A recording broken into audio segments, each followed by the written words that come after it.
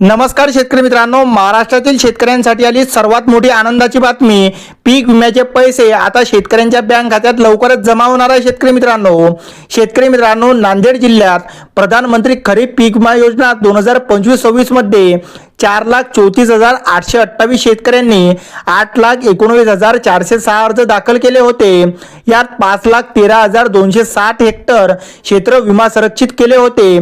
पीक कापणी प्रयोगाच्या आधारावर सध्या विमा कंपनींकडून उत्पादन आधारित विमा परताव्याचा हिशोब हा पूर्ण झाला असून त्यामुळे काही दिवसात सोयाबीन उत्पादकांना विमा मंजुरी प्रतीक्षा असल्याची माहिती हे कृषी विभागाकडून मिळालेली आहे।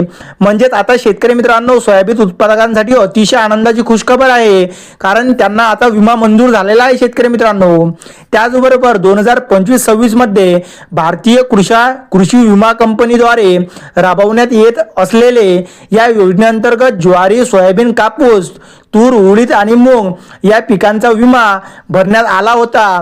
तर शेतकरी मित्रांनो, आता हा विमा सुद्धा तुम्हाला लवकरच मिळणार आणि हा विमा 5 ते 6 पिकांचा असणार आहे। शेतकरी मित्रांनो, यासाठी 56 कोटी 6 लाखांचा विमा हप्ता कंपनीकडे भरला आहे। तर राज्य सरकारने 103.24 कोटी व केंद्र शासनाने 103.24 कोटी असे मिळून शेतकरी मित्रांनो 262 कोटी रुपयांचा विम्याचा हप्ता हा कंपनीला जमा केलेला आहे। पण शेतकरी मित्रांनो, आता प्रतीक्षा आहे की हा विमा शेतकऱ्यांना केव्हा मिळणार। तर शेतकरी मित्रांनो, आपण जर याची तुलना बघितली तर 138% पावसाची नोंद झाली होती।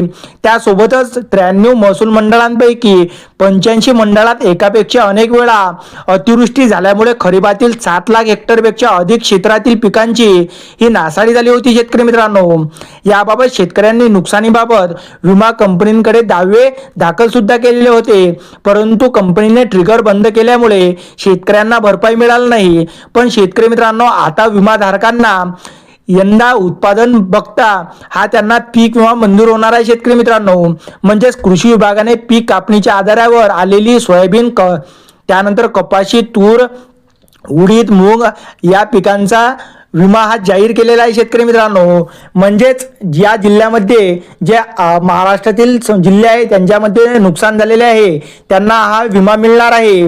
तर शेतकरी मित्रांनो, यंदा अतिवृष्टीमुळे पूर परिस्थिती निर्माण झाली होती।